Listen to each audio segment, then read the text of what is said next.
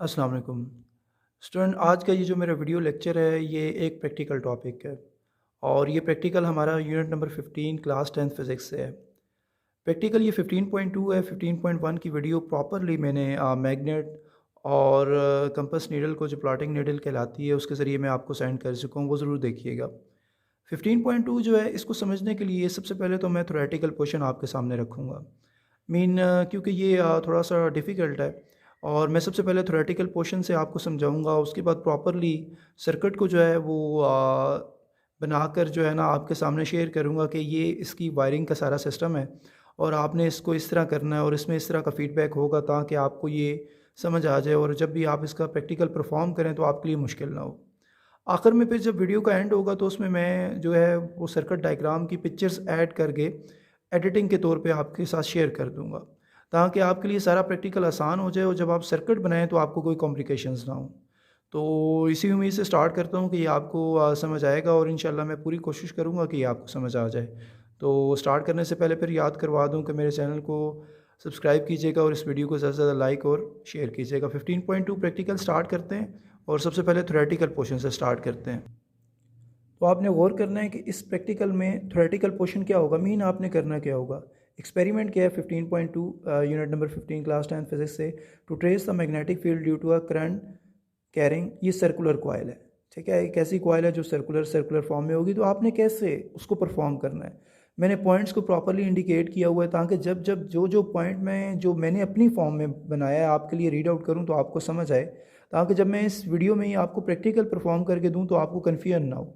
सबसे पहले आप टेक अ ड्राइंग बोर्ड, मैं एक ड्राइंग बोर्ड लूँगा, उस पर फिक्स्ड करूँगा पेपर शीट। ठीक है, उस पर एक वाइट पेपर शीट फिक्स कर दूँगा।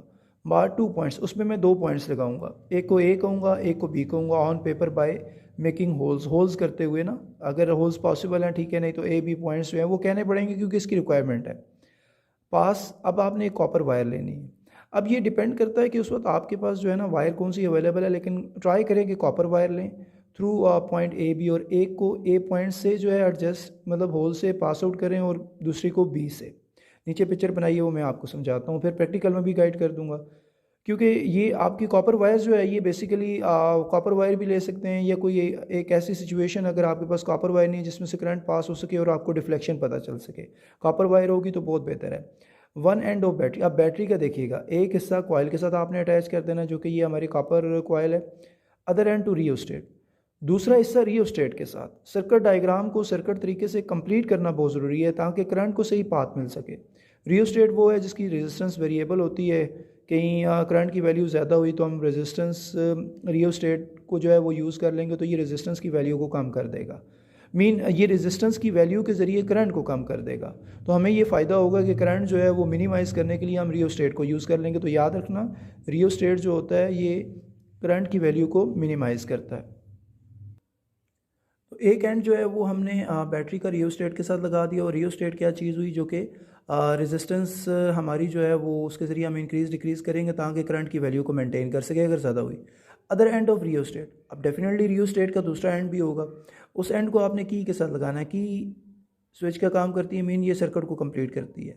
बैटरी का जो दूसरा हिस्सा बचा हुआ है उस हिस्से को आपने फिर की के साथ लगा देना, क्योंकि बैटरी के दो एंड्स थे ना, एक रियोस्टेट के साथ लग गया, रियोस्टेट एक की के साथ लगा और की का एक हिस्सा बैटरी के साथ लग गया। अब आपने जो है ना सर्किट आपका कंप्लीट हो जाएगा। जब ये कंप्लीट हो जाएगा आपने एम मीटर भी यूज़ करना है। ठीक है, क्योंकि आपका जो डायग्रामेटिकल होगा वो मैं उसमें जब आपको प्रैक्टिकल आगे बताऊंगा तो उसमें आपको बताऊंगा कि एम मीटर को आपने कैसे एडजस्ट करना है, लेकिन एम मीटर आएगा ताकि करंट की प्रॉपरली हम डिफ्लेक्शन। स्टूडेंट 15.2 जो हमारा प्रैक्टिकल है ये मैं उसके जो सर्किट डायग्राम है वो आपसे शेयर कर रहा हूँ, और ये मैंने बनाई है, बस कॉपर वायर की जगह मैंने स्केल यूज़ किया है। तो ये आप इसके सर्किट डायग्राम देख लें प्रॉपरली, जो है वो मैं सारी चीज़ों को इंडिकेट करता हूँ, जैसे कि ये मैंने कॉपर वायर की जगह ले लिया है। अब सर्किट डायग्राम कैसे बनेगी, अभी तो मैंने की को निकाला हुआ है, की लगाऊंगा आपके सामने, आप देखिएगा एम मीटर डिफ्लेक्शन शो करेगा। सर्किट डायग्राम कैसे है, अगर आप रियोस्टेट देखें जो रेजिस्टेंस की वैल्यू को कम या ज़्यादा जिससे हम कर सकते हैं, इसका एक टर्मिनल इसके साथ जाएगा जो कॉपर वायर होगी, लेकिन यहाँ पे मैंने आयरन स्केल लिया हुआ है। इसका दूसरा टर्मिनल जो है वो आपका बैटरी के एक जो है ना वो टर्मिनल के साथ जा रहा है जो यहाँ पे है, ये मैंने इसको ग्रिप बनाया हुआ है, बिल्कुल आप देख लें, जो रियोस्टेट के साथ जाएगा। इसका एक टर्मिनल जो है वो एम मीटर के साथ जाएगा, और एम मीटर से एक की में जाएगा और की से एक बैटरी में आएगा।